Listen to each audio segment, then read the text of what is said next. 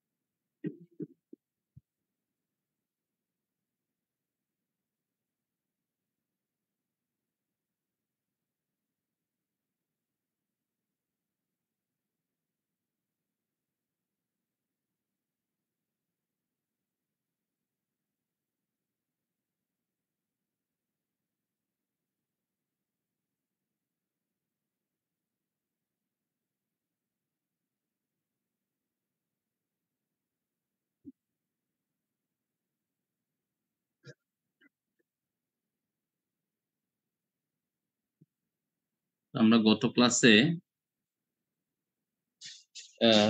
মোটামুটি ভাবে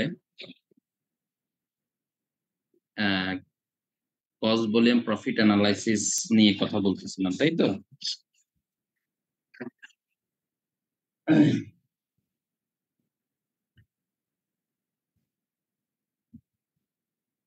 আচ্ছা, তো গত ক্লাসে সবাই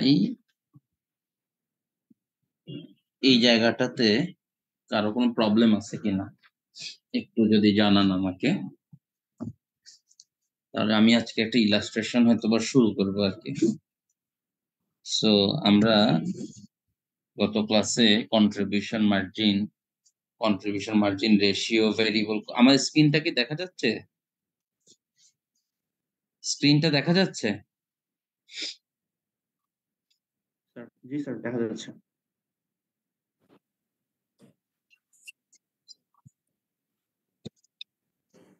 আচ্ছা, স্যার আগের কোশ্চেনটায় কারেন্ট অ্যাসেট কোনগুলা ওগুলা একটু আবার বলবেন। কোনটা? স্যার এই যে এইখানে যে কোশ্চেনটা ছিল, এই কোশ্চেনটার মধ্যে কারেন্ট অ্যাসেট কোনগুলা ওগুলা আবার একটু বলবেন। এটা তো কারেন্ট অ্যাসেটের না, ওটা তো শেষ করে ফেলছে, ফাইন্যান্সিয়াল স্টেটমেন্ট অ্যানালাইসিস ছিল ওটা। জি স্যার ওইটা একটু যাবেন, মানে ওইটা বুঝতেছি না আসলে কারেন্ট অ্যাসেট কোনগুলা।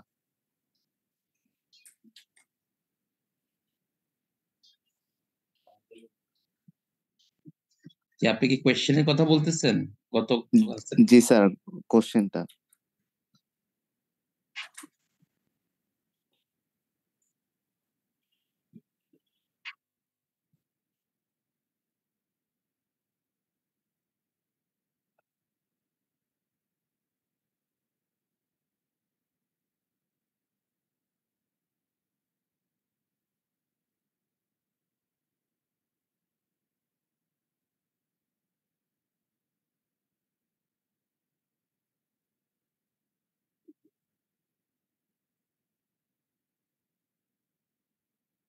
কারেন্ট হচ্ছে এই তিনটা হচ্ছে কারেন্ট অ্যাসেট।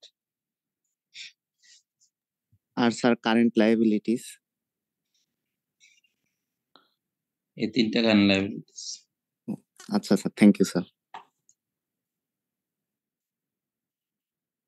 আচ্ছা, সো আমরা কস্ট ভলিউম প্রফিট চ্যাপ্টারে আমরা এই জায়গাগুলো দেখতেছিলাম যে ব্রেক ইভেন পয়েন্ট কি। ব্রেক ইভেন পয়েন্ট মানে হচ্ছে zero profit zero loss situation, অর্থাৎ আমার যখন কোনো প্রফিট কোনো আমার ব্যবসায় যখন আমি যে রেভিনিউ বা সেলস জেনারেট করব সেটা দিয়ে যখন শুধুমাত্র কস্টটা রিকভার হবে, মানে কস্ট বলতে ভেরিয়েবল কস্ট এবং ফিক্সড কস্টে বোঝানো হয়।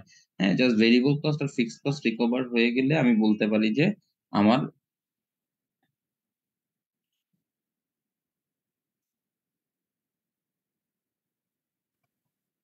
ভেরিয়েবল কস্ট আর ফিক্সড কস্ট রিকভার হওয়া মানে হচ্ছে কি আমার zero profit zero loss situation তৈরি হয়ে যাওয়া। হ্যাঁ, মানে আমার প্রফিটও লসও হচ্ছে না, আবার প্রফিটও হচ্ছে না, এরকম একটা ব্যাপার। হ্যাঁ, সো আমি গত ক্লাসে এরকম আলোচনা করতেছিলাম যে আমার মানে প্রত্যেক ইউনিট সেল করলে আমি 10 টাকা করে পাই, আর প্রত্যেক ইউনিটে প্রডিউস করতে আমার 60 টাকা খরচ হয়। তার মানে এক ইউনিট সেল করার পর আমার হাতে থাকে হচ্ছে 3 টাকা। অর্থাৎ এই দুটো জিনিসের সম্পর্ক ইউনিটের সাথে প্রপোর্শনাল। মানে একটা ইউনিট যখন জেনারেট হবে তখন সাথে সাথে এই দুটো জিনিস জেনারেট হবে। হ্যাঁ, সো আমি যদি এটাকে এভাবে দেখি যে প্রাইস 10 টাকা, ভেরিয়েবল কস্ট 60 টাকা, তাহলে আমার কন্ট্রিবিউশন মার্জিন দাঁড়াচ্ছে হচ্ছে 3 টাকা। হ্যাঁ, এখন এই কন্ট্রিবিউশন মার্জিন 3 টাকা যেটা, এটা আবার আমার ইউজ হবে ফিক্সড কস্ট রিকভার করার জন্য। সো ফিক্সড কস্ট রিকভার করতে গিয়ে আমি প্রত্যেক ইউনিটে যখন 3 টাকা করে রিসিভ করব, যেমন ফার্স্টে 3 টাকা করে রিসিভ করলাম এক ইউনিটে, তারপরে দ্বিতীয় ইউনিটে 6 টাকা। সো বেসিক্যালি এভাবে করতে করতে আমাকে যে টাকাটা রিকভার করতে হবে সেটা হচ্ছে কি ফিক্সড কস্ট। হ্যাঁ, সো এখানে স্যার দেখেন আমি গত ক্লাস ফিক্সড কস্ট পর্যন্ত আমরা কারেন্ট স্যার বলেন। স্যার গত ক্লাস পর্যন্ত আমরা কারেন্ট এসেট, কারেন্ট লায়াবিলিটিস এইগুলো পড়ছিলাম স্যার, এগুলো তো ও, এটা দেখা পড়েন নাই হয় না? নাই। এটা দেখেন নাই, তাই তো? জি না স্যার, জি না স্যার। আচ্ছা, ওকে। সো আপনারা হচ্ছে ওই যে পরীক্ষা দিচ্ছেন হচ্ছে ফাইন্যান্সিয়াল স্টেটমেন্ট অ্যানালাইসিস এর উপরে, তাই তো? জি স্যার। আচ্ছা, ও সরি, তাহলে আমি বোধহয় এটা সিএসসি কে পড়াচ্ছিলাম এটা। আচ্ছা, কস্ট ভলিউম প্রফিট অ্যানালাইসিস হচ্ছে আমাদের পরের চ্যাপ্টার। ওকে, কস্ট ভলিউম প্রফিট অ্যানালাইসিস, এটা এই জিনিসটা হচ্ছে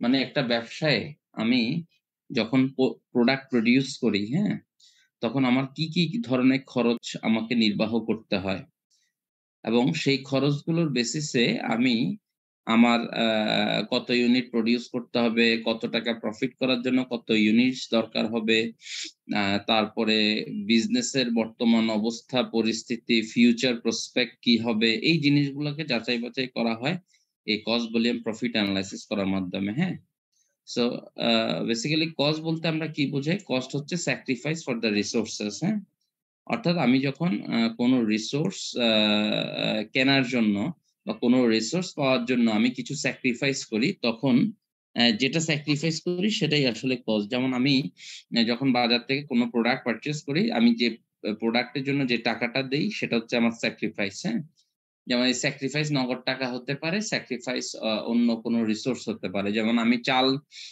চাল কিনলাম ডাল দিয়ে, হ্যাঁ, বা চাল কিনলাম মাছ বা গরু মাছ বা গোশত দিয়ে আমি চাল কিনলাম। হ্যাঁ, সো বেসিক্যালি আমি যে রিসোর্সটা দিচ্ছি কোন একটা রিসোর্স পাওয়ার জন্য, সেই রিসোর্সটাই হচ্ছে আমার কস্ট।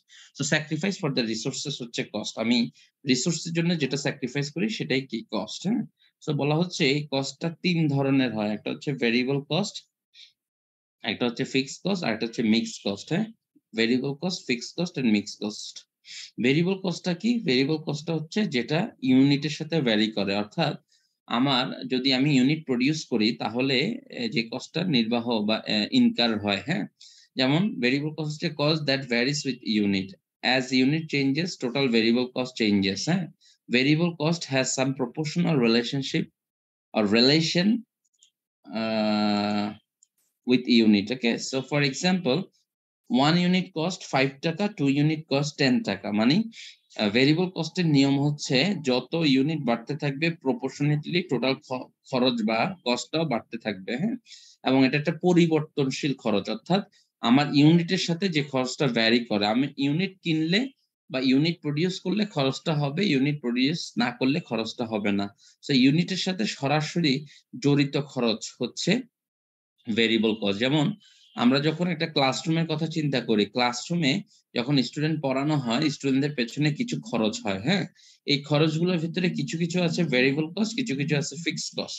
যেমন question paper for students, total number of marksheet, certificate issued for the students, is variable cost for a particular class.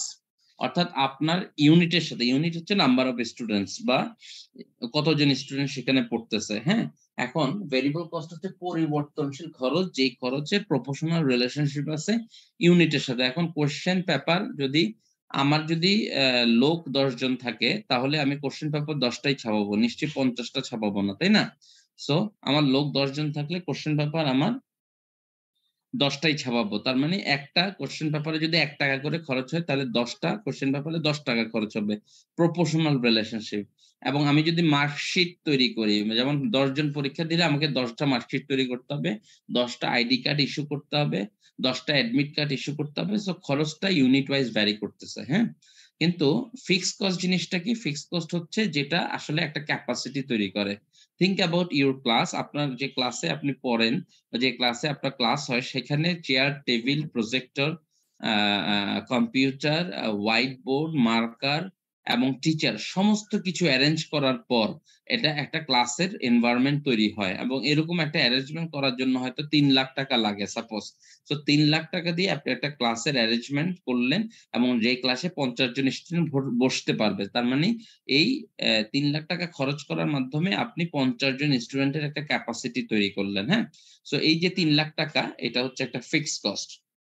এবং এই ফিক্সড কস্ট কখনোই ইউনিটের সাথে ভ্যারি করে না, অর্থাৎ এটা একটা ক্যাপাসিটি তৈরি করে। উইদিন দ্যাট ক্যাপাসিটি এই ফিক্সড কস্টটা টোটালি কখনোই চেঞ্জ হবে না। এটা একটা ক্যাপাসিটি তৈরি করবে। আপনি যেমন 50 জন স্টুডেন্টের ক্যাপাসিটি তৈরি হলো, এখন যদি 50 জন স্টুডেন্ট ভর্তি হয়, তার মানে ক্যাপাসিটিটা ফুল ইউটিলাইজড হচ্ছে। আর যদি 50 জন স্টুডেন্ট ভর্তি না হয়, 10টা বেঞ্চ ফাঁকা পড়ে থাকবে।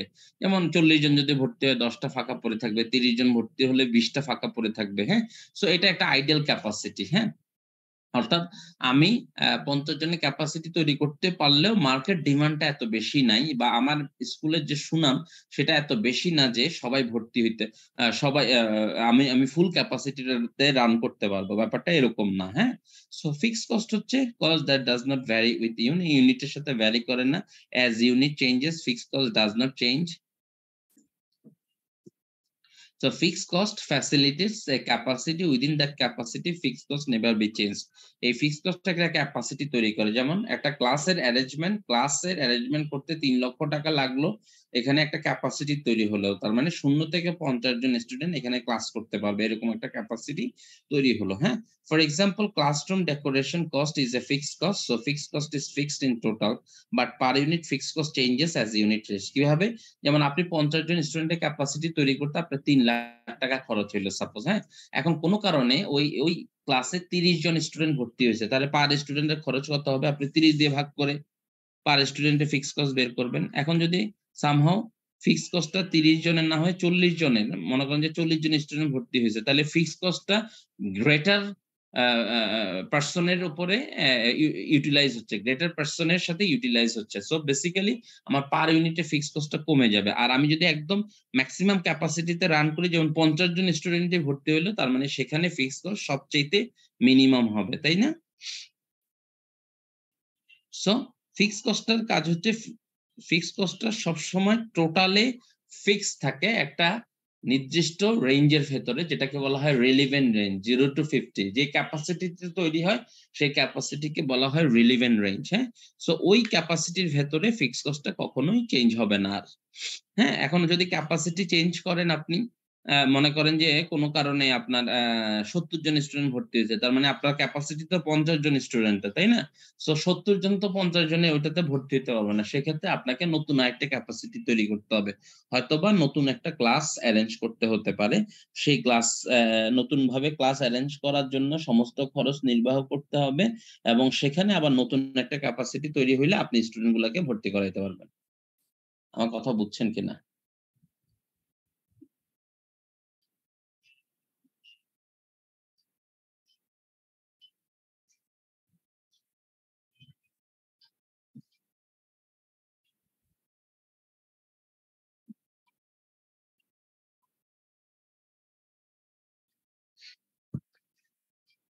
আচ্ছা, সো মিক্স কস্টটা কি? মিক্স কস্টটা হচ্ছে ফিক্সড কস্ট আর ভেরিয়েবল কস্টের কম্বিনেশন। সো বলা হচ্ছে combination of variable cost and fixed cost হচ্ছে mixed cost. Mixed cost follows the following equation, যেমন y equals to a plus bx একটা straight line equation, তাই না? So এটা একটা mixed cost এর ইকুয়েশন। কিভাবে? যেমন a যেটা, এটা হচ্ছে আমার ফিক্সড কস্ট, হ্যাঁ, মানে আমার ফিক্সড কস্ট এবং ভেরিয়েবল কস্ট পার ইউনিট হচ্ছে b, আর x হচ্ছে নাম্বার অফ ইউনিটস, হ্যাঁ, নাম্বার অফ ইউনিটস হচ্ছে x, তার মানে আমার মিক্স কস্টটা হচ্ছে y, so a into bx। যেমন যে কর্মচারীদের স্যালারি, হ্যাঁ, স্যালারি যদি এরকম ভাবে ফিক্স হয় যে আপনি মাসে একটা ফিক্স স্যালারি পান, এই ফিক্স স্যালারির পরে আপনাকে যেই টাকাটা দেওয়া হয় সেটা হচ্ছে ওভারটাইমের জন্য দেওয়া হয়, আর ওভারটাইমটা ঘন্টা ওয়াইজ দেওয়া হয় সাপোজ, হ্যাঁ। সো আপনি যদি 20 ঘন্টা কাজ করেন তাহলে আপনার টোটাল ভেরিয়েবল কস্টটা একভাবে আসবে, মানে আপনার স্যালারির ভেতরে ওভারটাইমটা হচ্ছে ভেরিয়েবল পোরশন, আর আপনি যে স্যালারি পান মান্থলি সেটা হচ্ছে ফিক্সড পোরশন, আর পুরো স্যালারি অ্যামাউন্টটা হচ্ছে আপনার মিক্সড, বা এমপ্লয়ারের জন্য সেই স্যালারি এক্সপেন্সটা হচ্ছে মিক্সড কস্ট। যেমন ইলেকট্রিসিটি বিলও এভাবে ফিক্স হয়, যদি আপনি কোনো ইলেকট্রিসিটি ব্যবহার না করেন তারপর আপনার একটা বিল আসবে, আর যদি আপনি ইলেকট্রিসিটি ব্যবহার করতে থাকেন ওই মিনিমাম বিলের সাথে কিলোওয়াট আওয়ার্স অনুযায়ী একটা চার্জ ফিক্স হবে, টোটাল ইলেকট্রিসিটি বিলটা ডিটারমাইন হবে, যেখানে ফিক্সড পোরশনও থাকতেছে ভেরিয়েবল পোরশনও থাকতেছে। So that is the example of mixed cost, হ্যাঁ। সো y যদি টোটাল কস্ট হয়, a হচ্ছে fixed cost, b variable cost per unit, x হচ্ছে নাম্বার অফ ইউনিটস, হ্যাঁ। For example salary of worker, electricity bill, এগুলা কি cost? Mixed cost. আমার কথা কি বুঝাইতে পারছি কিনা?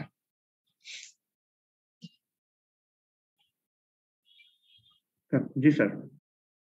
তাহলে টোটাল কস্টের ইকুয়েশনটা দাঁড়াচ্ছে variable cost plus fixed cost, অর্থাৎ সমস্ত খরচকে যদি আমি দুইটা ক্যাটাগরিতে অন্তর্ভুক্ত করি তাহলে আসলে কোনো খরচ আর বাকি থাকতেছে না।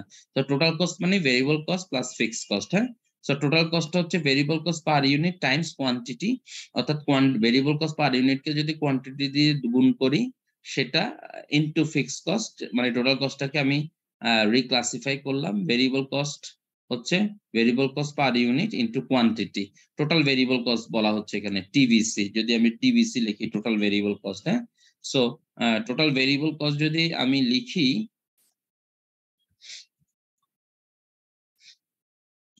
হ্যাঁ, so total variable cost per unit times quantity plus fixed cost, okay. So total revenue হচ্ছে টোটাল সেলস হচ্ছে P into quantity, price per unit into quantity, হ্যাঁ। সো প্রফিট মানে কি, আমি টোটাল রেভিনিউ থেকে টোটাল কস্ট বাদ দিব, so total revenue মানে প্রাইস ইনটু কোয়ান্টিটি, আর টোটাল কস্ট মানে হচ্ছে variable cost per unit into quantity less fixed cost. So এখানে যদি আমি একটু প্রফিটটাকে যদি আমি জিরো ধরি, অর্থাৎ প্রফিট জিরো হলে ইকুয়েশন অবস্থাটা কেমন হয় সেটা আমি জানতে চাচ্ছি। সো প্রফিট ইজ জিরো মানে কি, টোটাল রেভিনিউ আর টোটাল কস্টের ডিফারেন্স হচ্ছে শূন্য, তাই না? দুইটা ইকুয়াল, অর্থাৎ টোটাল কস্ট দিয়ে টোটাল রেভিনিউ দিয়ে টোটাল কস্টটা রিকভার করা যাচ্ছে, হ্যাঁ। সো এটাকে শূন্য ধরে আমি যদি কিউটাকে কমন নেই, P minus V minus fixed cost, so fixed কস্টটা যদি আমি এই ইকুয়েশনটা পাই পরবর্তী লাইনে, fixed cost divide by price minus variable cost, it is called break even point. অর্থাৎ আমি কি পরিমাণ কোয়ান্টিটি বিক্রি করলে পরে আমার প্রফিটও হবে না বা লসও হবে না, অর্থাৎ আমার যে সেলস রেভিনিউ আছে সেটা দিয়ে আমি জাস্ট কস্টটা রিকভার করতে পারবো। আমার কথা বুঝতে পারছেন কিনা?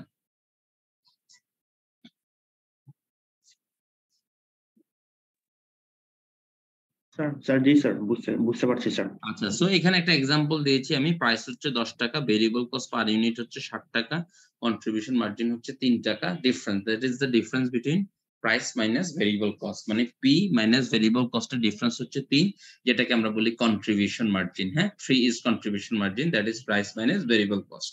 সো কন্ট্রিবিউশন মার্জিন রেশিওটা কিভাবে ক্যালকুলেট করে, আমি যদি কন্ট্রিবিউশন মার্জিনকে সেলস এর পার্সেন্টেজ হিসেবে দেখাই তাহলে that is called contribution margin ratio, মানে 3 divided by 10 divided into 100। R variable cost রেশিওটা কি, ভেরিয়েবল কস্টকে যদি সেলস এর পার্সেন্টেজ হিসেবে দেখাই that is called variable cost ratio.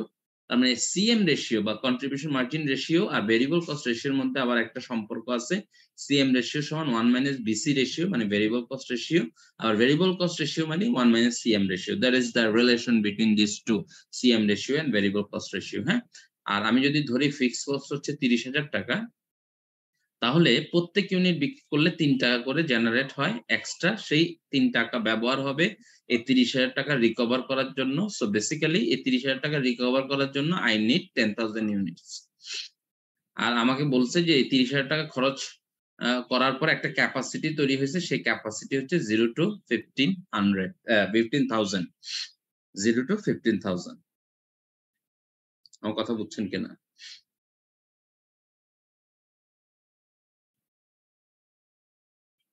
So 10,000 units বিক্রি করলে পরে আমার প্রফিট হবে না, লসও হবে না। হ্যাঁ, এখন আমাকে বললো যে যদি তুমি 15,000 ইউনিটস প্রডিউস করতে পারো তাহলে তোমার প্রফিট কত হবে।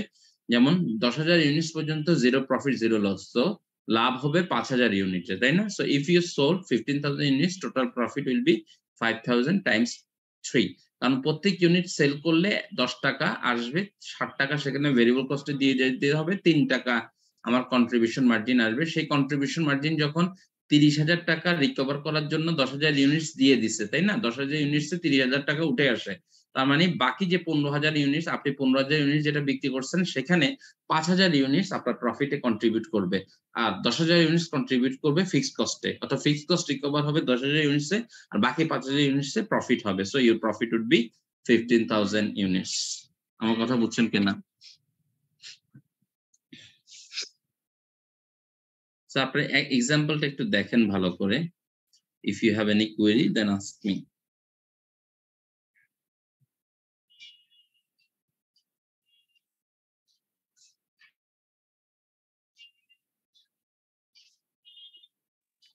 স্যার কন্ট্রিবিউশন মার্জিনটা কি? কন্ট্রিবিউশন মার্জিন হচ্ছে সেল থেকে যদি ভেরিয়েবল কস্টটা বাদ দেওয়া হয় যে ডিফারেন্সটা পাওয়া যায়, that is called contribution margin.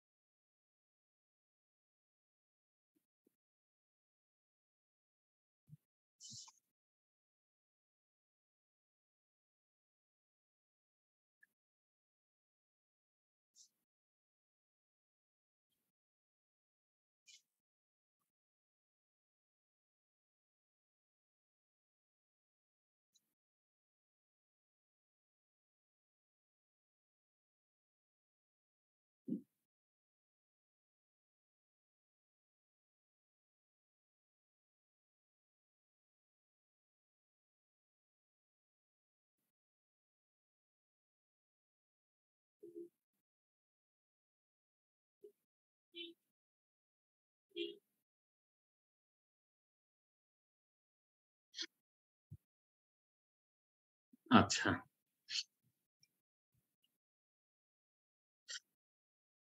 So এখানে একটা জায়গা যদি আমি বলি, if you want to make a profit of 5,000, how many units I need to produce. হ্যাঁ, আমি যদি 5,000 টাকা প্রফিট করতে চাই সেক্ষেত্রে আমাকে কত ইউনিট প্রডিউস বা সেল করতে হবে। So answer is, first of all I need to recover fixed cost 30,000, then I need to earn 5,000 টাকা প্রফিট। সো আমি প্রত্যেকটা জিনিসই আমাকে জেনারেট করতে হবে কন্ট্রিবিউশন মার্জিনের মাধ্যমে। So I need to recover this 30,000 through per unit 3 টাকা। So after recovering this 30,000, it is like 10,000 units required, right? For additional 5,000 taka, I need to produce additional 1,667 units. So my answer would be 11,667 units. বুঝা গেছে কিনা?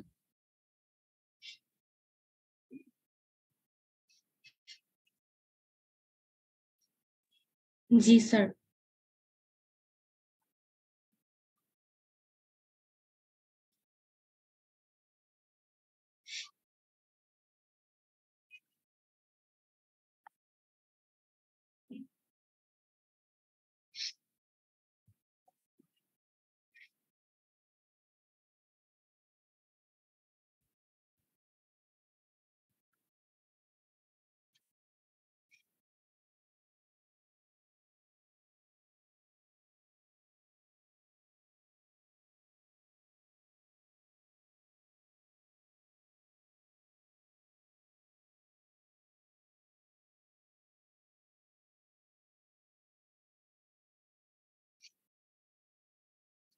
So আমরা একটা অঙ্ক দেখতে পারি।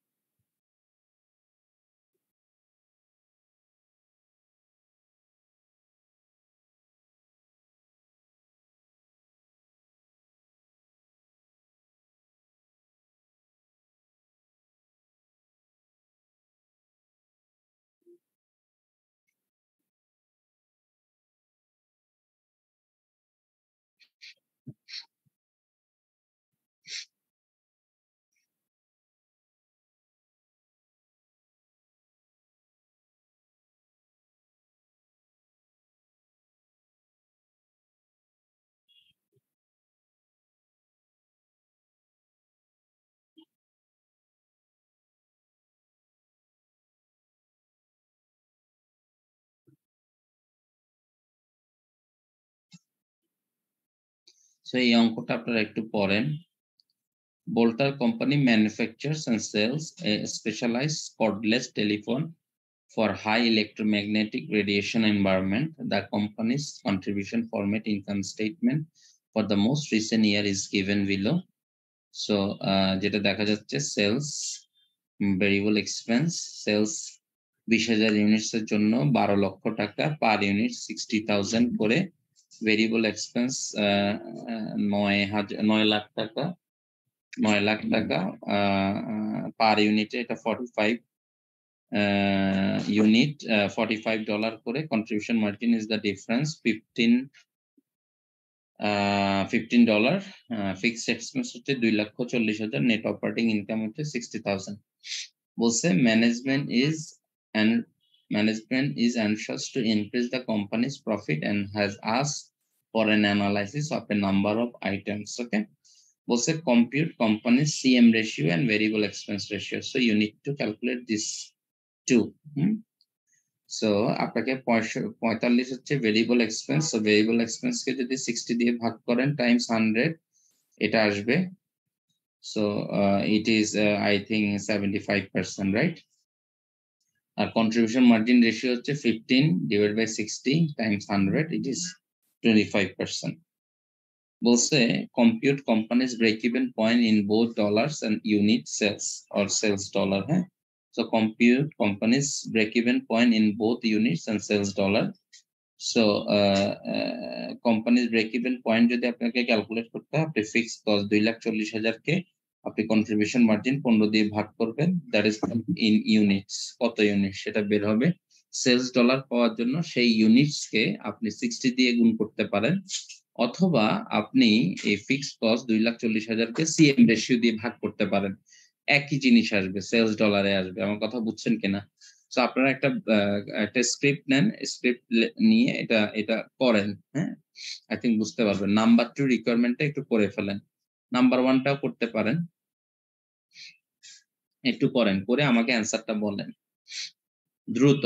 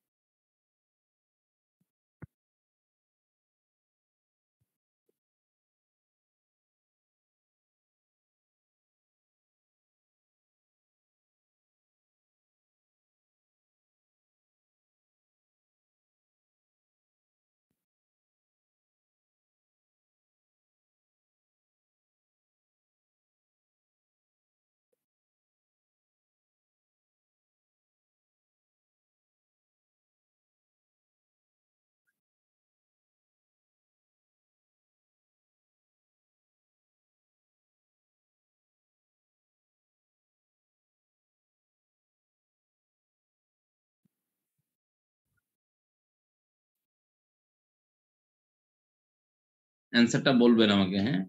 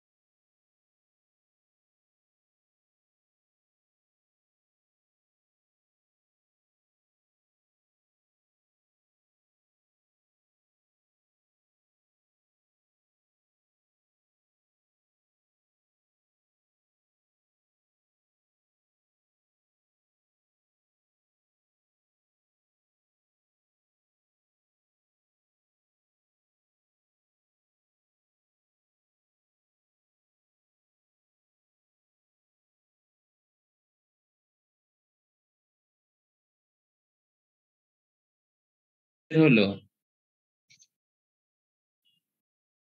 Sir break even point in ইউনিটসটা কি 16,000? হ্যাঁ, 16,000। আর স্যার ইন টাকা 9,60,000। হ্যাঁ,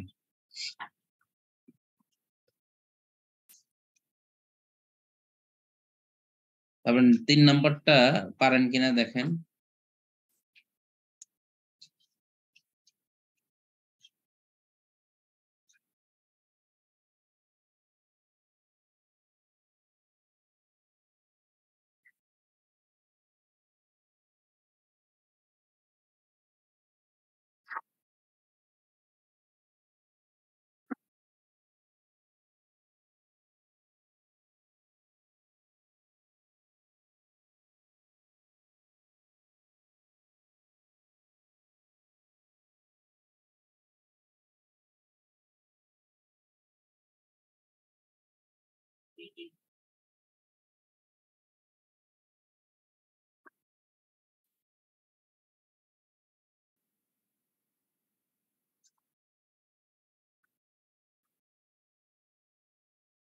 তিন নাম্বারটাকে বলছে assume that sales increase by 4 lakh next year if cost behavior pattern remain unchanged, by how much will the company's net operating income increase? তার মানে sales increase by 4 lakh next year.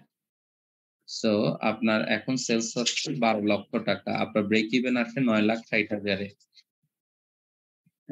Break even আসে হচ্ছে 9 লাখ কত যেন বললেন, 60,000। হ্যাঁ, তার মানে আপনি 12 লাখ টাকাতেই প্রফিট করেন 60,000, অর্থাৎ আপনি যদি আরো 4 লাখ টাকা বেশি সেল করেন তাহলে এই 4 লাখ টাকা আপনাকে প্রফিট দিবে 4 lakh times contribution margin ratio, that is 1 lakh, কারণ কন্ট্রিবিউশন মার্জিন রেশিও হচ্ছে 25%।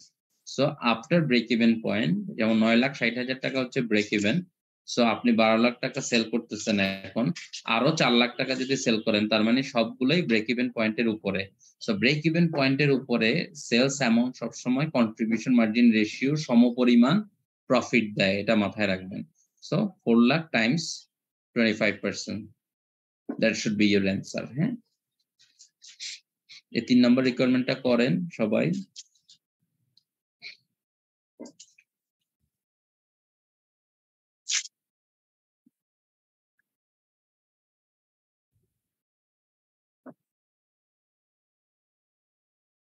Sir cost behaviour pattern remains unchanged বলতে কি বোঝায়? মানে কস্ট বিহেভিয়ার প্যাটার্ন মানে রিমেন আনচেঞ্জ, মানে ওই ক্যাপাসিটি চেঞ্জ হয় নাই, আপনি যা যা করছেন আগে সমস্ত কিছু একই রকম আছে, জাস্ট সেল বেড়ে গেছে, অর্থাৎ দ্যাট ইজ 4 লাখ টাকা সেল যেটা বাড়ছে that is within relevant range or ক্যাপাসিটির ভেতরে। যেমন আমি যদি আমার ক্যাপাসিটি যদি 13 লাখ টাকার হয়, 13 লাখ টাকা সেল যদি আমার ক্যাপাসিটি হয়, 13 লাখ টাকার প্রোডাক্ট যদি আমার ক্যাপাসিটি হয়, হ্যাঁ, তো আমি কখনোই আমার এই ক্যাপাসিটিতে আমি এখানে যেহেতু 12 লাখ আছে, হ্যাঁ, 12 লাখ প্লাস 4 লাখ 16 লাখ কি আমি সেল করতে পারবো? আমার তো ক্যাপাসিটি আমাকে অ্যালাউ করে না 16 লাখ টাকা 16 লাখ টাকা সেল প্রডিউস করার জন্য, তাই না? জি স্যার। প্রডিউস করতে পারি না, তাই না? তো স্বাভাবিকভাবে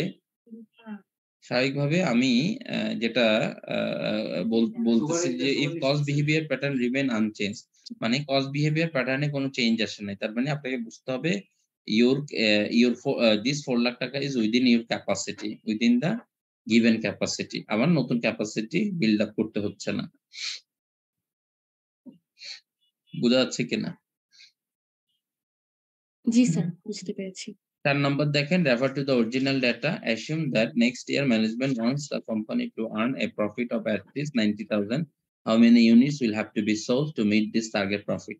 Just fixed cost যেটা 2,40,000 এর সাথে 90,000 যোগ করে দিবেন, যোগ করে কন্ট্রিবিউশন মার্জিন দিয়ে ভাগ করে দিবেন, তাহলে আপনার অ্যান্সার বের হয়ে যাবে 4 নম্বরটা।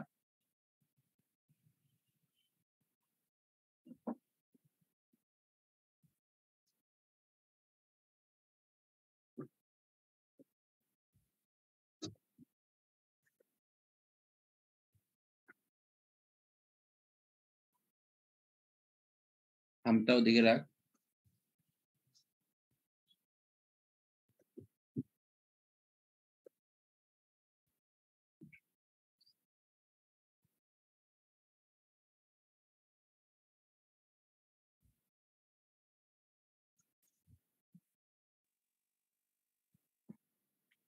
স্যার 3 নাম্বারটা 4 লাখ ইনটু 25% কেন করলাম এটা একটু আবার বলবেন? এই যে আপনার নেট অপারেটিং ইনকাম $60,000, আপনি 12 লাখ টাকা সেল করেন, 12 লাখ টাকার প্রফিট হয়েছে, আর আপনি দেখছেন যে break even point in sales dollar হচ্ছে 9,60,000, তার মানে আপনি যদি আরো 4 লাখ টাকা সেল বাড়ান তাহলে এটা হবে 16 লাখ। তো 9,60,000 উপরে, হ্যাঁ, 9,60,000 উপরে, যেমন আপনি এটা দেখেন এখানে 12 লাখ টাকা সেল না, আপনার ব্রেক ইভেন পয়েন্ট কত টাকা? 9 লাখ 9 লাখ কত বের হয়েছে? 60? জি স্যার, 9,60,000। 9,60,000 9,60,000 আর 12 লাখ টাকার ডিফারেন্স কত? 2,40,000। এখন এই 2,40,000 কে আপনি 25% দিয়ে গুণ করেন, 60,000 আসবে। অর্থাৎ নিয়ম হচ্ছে ব্রেক ইভেন পয়েন্টের পরে যত সেলস আছে সেই সেলস কে যদি আপনি কন্ট্রিবিউশন মার্জিন দিয়ে গুণ করেন তাহলে আপনার প্রফিট বের হয়ে যায়।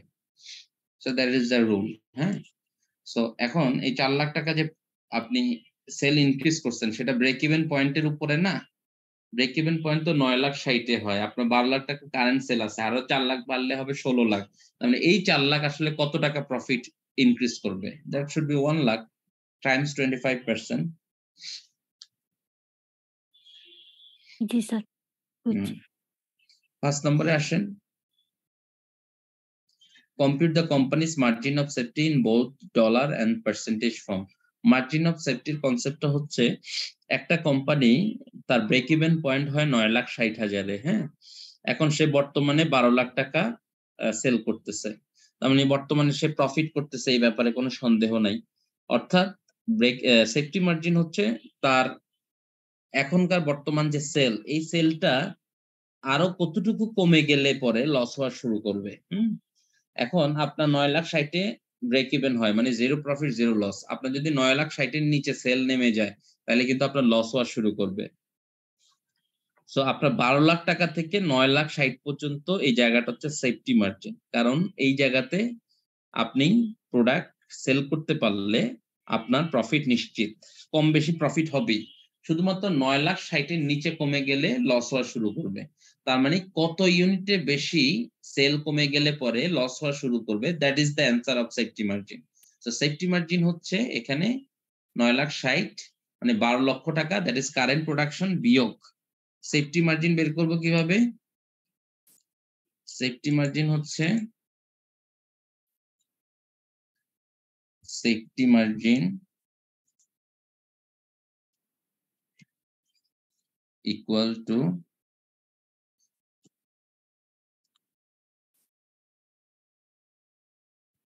current production less break even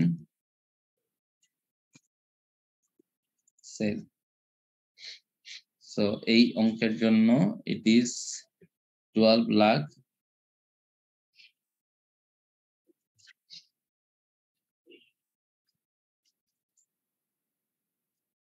less 9,60,000 equal 2,40,000. কথা বুঝছেন কিনা?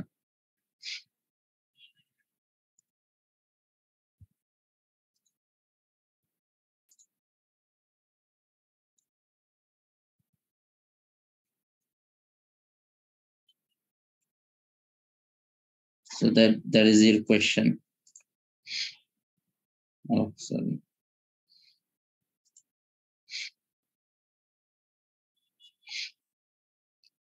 So margin of safety পর্যন্ত সবাই বুঝে ফেললে আজকে ক্লাস এটুকু পর্যন্তই। নেক্সট ক্লাসে আমরা এর পরের অংশটুকু দেখাবো।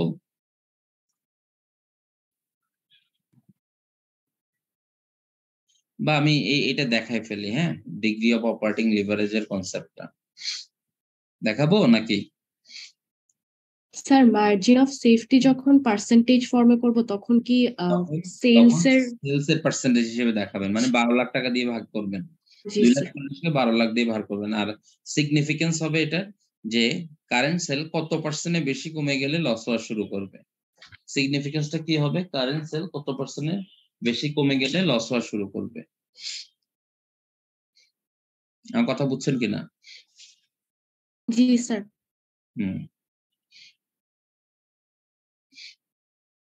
ডিগ্রি অফ অপারেটিং লিভারেজের কনসেপ্টটা আমি আপনাদেরকে একটু বলি।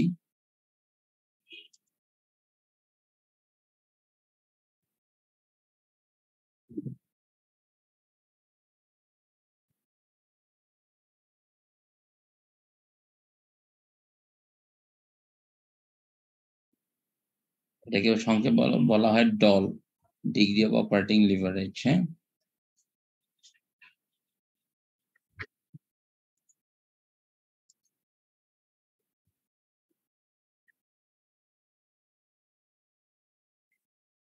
যেমন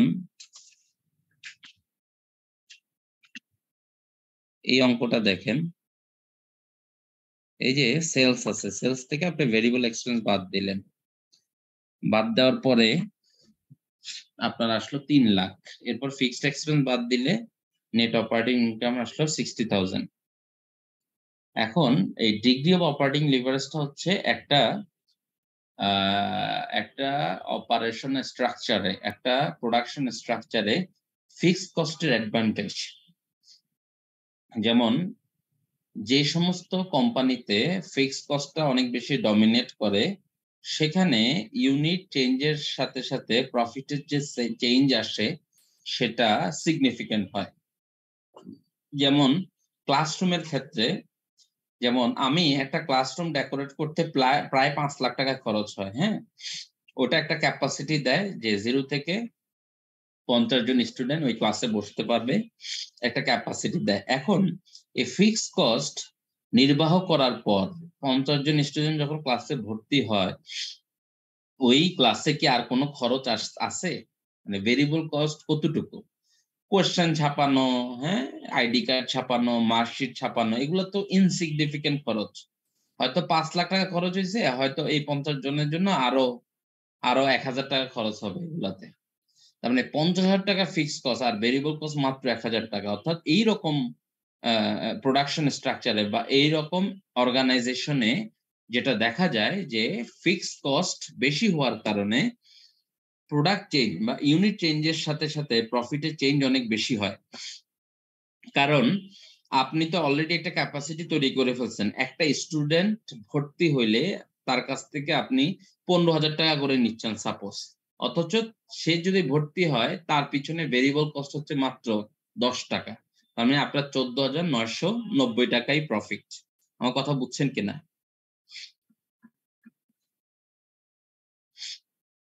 জি স্যার। কিন্তু আপনি যদি তার কাছ থেকে মনে করেন সে ভর্তি হলে তার কাছ থেকে 15,000 টাকা নিচ্ছেন এবং তার পেছনে ভেরিয়েবল কস্ট আছে মনে করেন যে 14,000 টাকা, তাহলে তাকে নিলে 15,000 টাকা খরচ হবে, তার পেছনে খরচ হবে 14,000 টাকা। তাকে নিলে 15,000 টাকা আপনি পাবেন, তার পেছনে খরচ হবে 14,000 টাকা, আছে কত? মাত্র 1,000 টাকা। সো সে যদি আপনার অ্যাডমিশন নেয় তাহলে মাত্র 1,000 টাকা প্রফিট চেঞ্জ হচ্ছে। আর যদি ফিক্সড কস্ট ডমিনেট করে, ভেরিয়েবল কস্ট খুব ইনসিগনিফিকেন্ট হয়, সে ভর্তি হলে তার পেছনে খরচ হয় 10 টাকা। কারণ ফিক্সড কস্ট অলরেডি ইনকার্ড, আর সে ভর্তি হইলেও ফিক্সড কস্টটা চেঞ্জ হবে না যেহেতু ক্যাপাসিটি অলরেডি এস্টাবলিশড। বুয়েটের বিল্ডিং সব বানানো শেষ, এখন একটা স্টুডেন্ট ভর্তি হইলে মনে করেন যে বুয়েট কর্তৃপক্ষ 50,000 টাকা পায়, ওই স্টুডেন্টের পেছনে কি তার 50,000 টাকা খরচ আছে? হয়তো সর্বসাফল্যে 100 টাকা খরচ আছে। That is call variable cost, তাই না? সে ভর্তি হইলে তো 50,000 টাকা পুরাটাই বুয়েট প্রফিট করতেছে, তাই না? সো ফিক্সড কস্ট যখন ডমিনেট করে তখন একটা কোম্পানির অপারেটিং লিভারেজ অনেক বেশি হয়। সো প্রফিট ইউনিট চেঞ্জের সাথে সাথে প্রফিটটা ঠিক কতটুকু চেঞ্জ হয় সেটা ইন্ডিকেট করে বা সেটা ডিটারমাইন করা হয় ডিগ্রি অফ অপারেটিং লিভারেজের মাধ্যমে। যেমন ডিগ্রি অফ অপারেটিং লিভারেজ যদি 5 টাইমস হয়, তার মানে 1% প্রফিট, 1% সেল ইনক্রিজের কারণে 5% প্রফিট ইনক্রিজ করবে। That should be the answer. আমার কথা বুঝছেন কিনা? যেমন আপনাকে দেখাই আমি ডিগ্রি অফ অপারেটিং লিভারেজ কিভাবে ক্যালকুলেট করে সেটা আমি একটু দেখাই।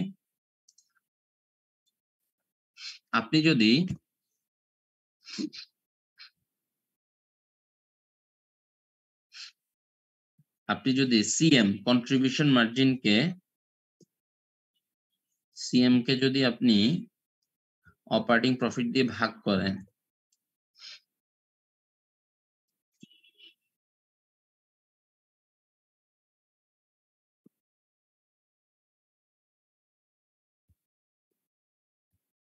তাহলে যেটা পাওয়া যায় সেটা হচ্ছে অপারেটিং লিভারেজ। এখন আপনি দেখেন যদি ভেরিয়েবল কস্ট খুব কম হয়, CM divide by operating profit, তাই না? যেমন আমি ধরলাম যে ভেরিয়েবল কস্ট খুবই ইনসিগনিফিকেন্ট, তাহলে কন্ট্রিবিউশন মার্জিন অনেক বড় হবে। আমার কথা বুঝতেছেন? জি স্যার।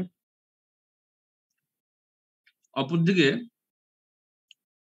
ফিক্সড কস্ট যখন অনেক বেশি হবে, net operating income fixed cost বাদ দেওয়ার পর সিগনিফিকেন্টলি কমে যাবে। জি স্যার।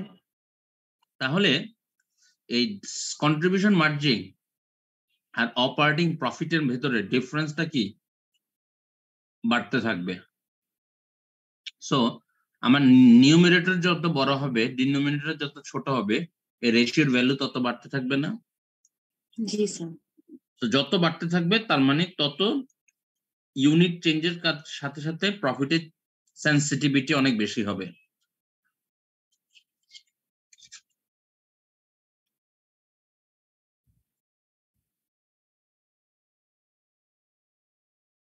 তো এটা যেটা বের হবে সেটা হচ্ছে নাম্বার অফ টাইমস,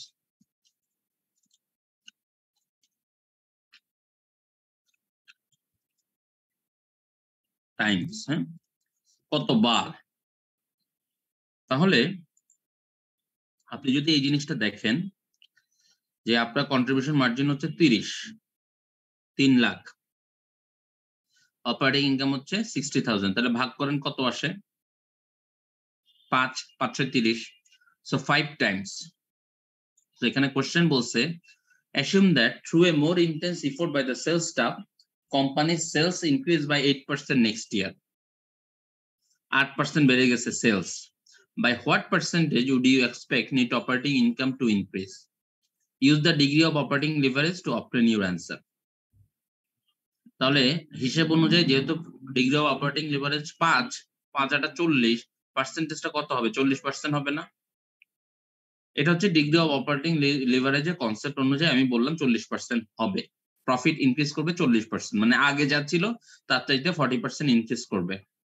এখন আমাকে বলছে verify your answer to be, এটা ভেরিফাই করতে বলছে যে 40% যে বাড়ে সেটা ভেরিফাই করতে বলছে by preparing a new contribution format income statement showing 8% increase in sale. তার মানে আপনার সেল যদি 8% ইনক্রিজ করে 20,000 ইউনিটস কত হবে বলেন আমাকে? 8% ইনক্রিজ করছে, 20,000 ছিল আগে, এখন 8% ইনক্রিজ করলে সেল কত হবে?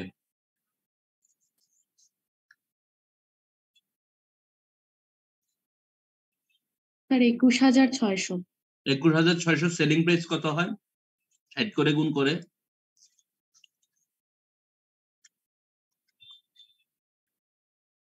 12,96,000। ভেরিয়েবল এক্সপেন্স যেহেতু ইউনিটের সাথে ভ্যারি করে, ইউনিট বাড়ছে, সেটা 45 দিয়ে গুণ করবেন না? কত হয় ভেরিয়েবল এক্সপেন্স?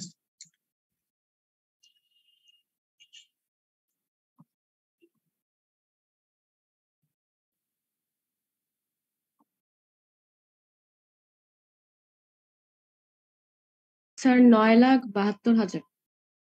ডিফারেন্স কত আসে কন্ট্রিবিউশন মার্জিন?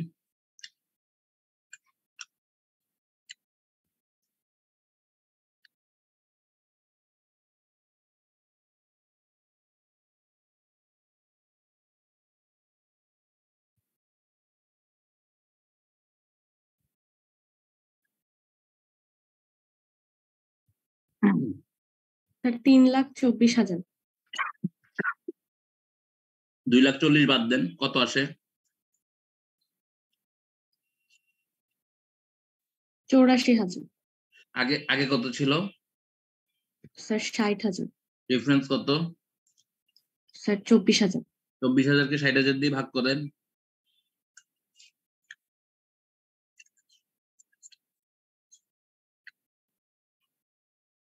%40 আসে না? জি স্যার। তার মানে 8% ইনক্রিজ করার কারণে 40% প্রফিট ইনক্রিজ করছে, তাই না? সেল 8% ইনক্রিজ করছে, প্রফিট ইনক্রিজ করছে 40%।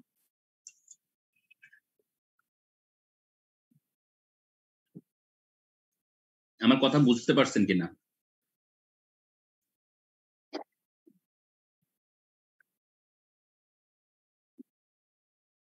জি স্যার, এটা তো আমরা খালি ভেরিফাই করলাম। ভেরিফাই করছেন, হ্যাঁ।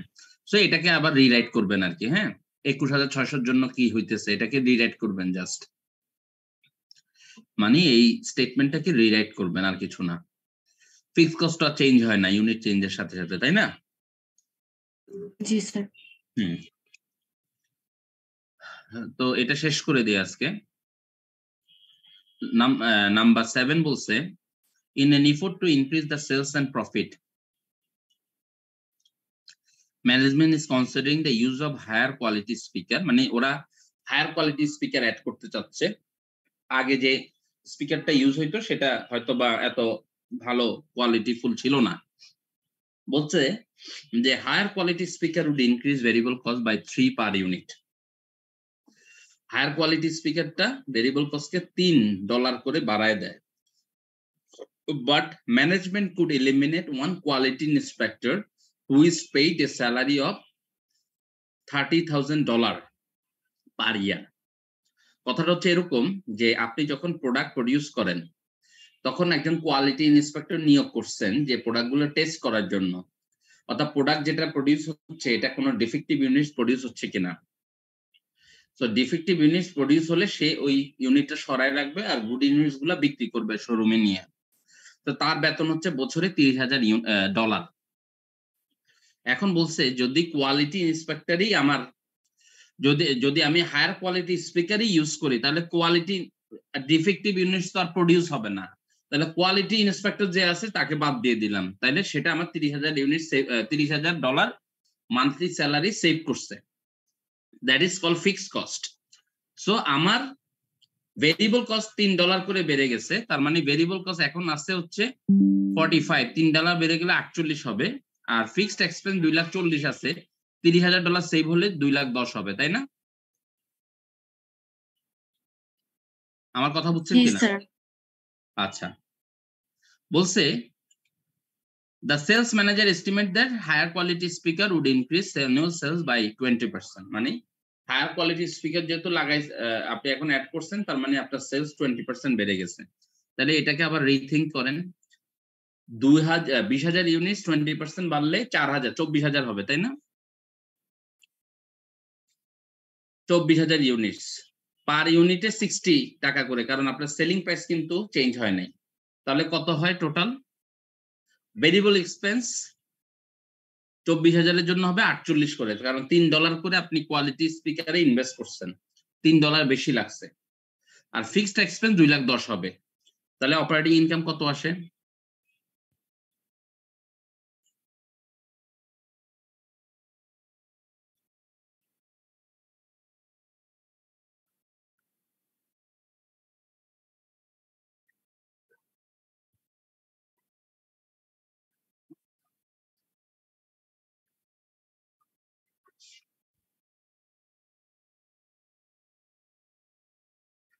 কত আসে?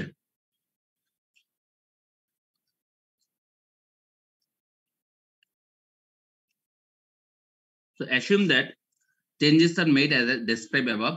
Prepare a projected contribution format income statement for next year. Show data on a total per unit and percentage basis. মানে এটাকে আবার রিলেট করতে বলছে।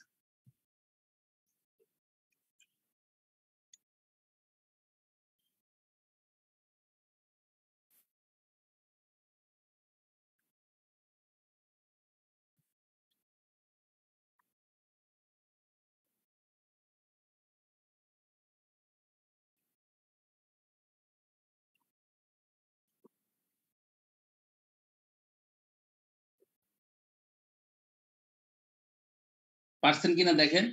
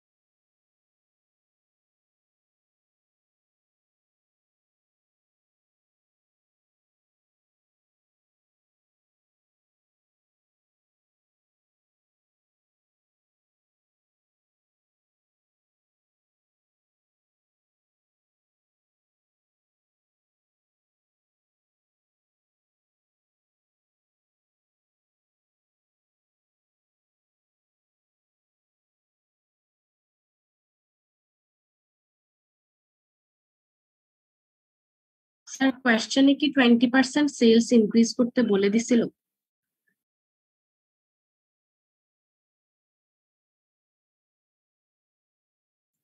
20% ইনক্রিজের কথা বলে দিয়েছে কোশ্চেনে।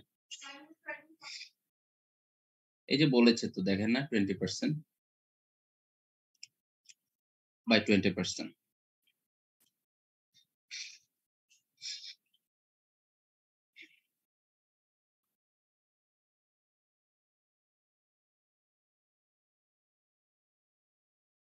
সেটা কি প্রফিট বাড়ছে, মানে যে চেঞ্জ হয়েছে চেঞ্জের কারণে কি প্রফিট 60 থেকে বেড়ে গেছে? জি স্যার। যদি বেড়ে যায় তাহলে এই চেঞ্জটা করা উচিত, কারণ বিজনেসের অবজেক্টিভ হচ্ছে প্রফিট ম্যাক্সিমাইজ করা। Profit as long as profit increase you can change any decision. হ্যাঁ,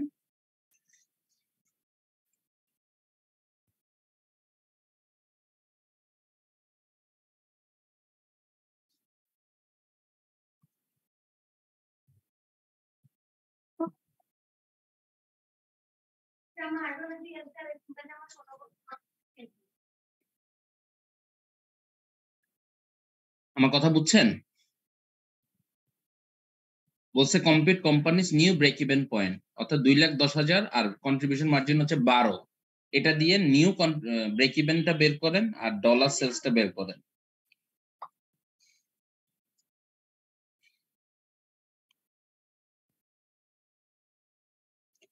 Would you recommend that changes be made? হ্যাঁ, আমি রিকমেন্ড করি, কারণ হচ্ছে প্রফিটটা ইনক্রিজ করতেছে। ওকে, সো পুরো অঙ্কটা আপনারা একটু করবেন বাসায়, করে এটা ট্রাই করবেন পারেন কিনা এই জিনিসটা।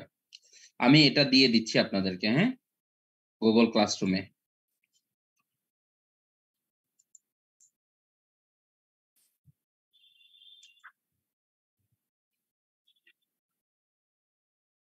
So that's all for today's class, okay?